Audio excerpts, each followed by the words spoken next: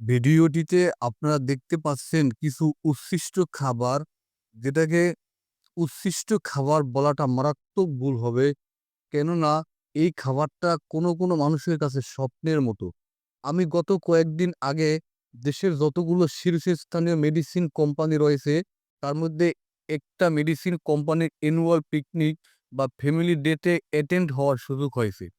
আমি জানতে পারলাম ওই ফ্যামিলি ডেতে ১৯০ জন লোকের অ্যারেঞ্জ, তাদের জনপ্রতি বাজেট ৳২,০০০ করে।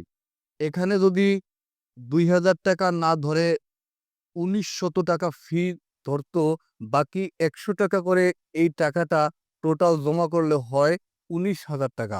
এই টাকাটা ওই অফিসের যারা নিম্ন শ্রেণীর কর্মচারী রয়েছে, যেমন সিকিউরিটি গার্ড, পিয়ন, পরিচ্ছন্ন কর্মী বা ক্যাজুয়াল সম্মানিত ইমাম সাহেব, এরা হয়তো এই ফ্যামিলি ডেতে আসতে সুযোগ পায়নি।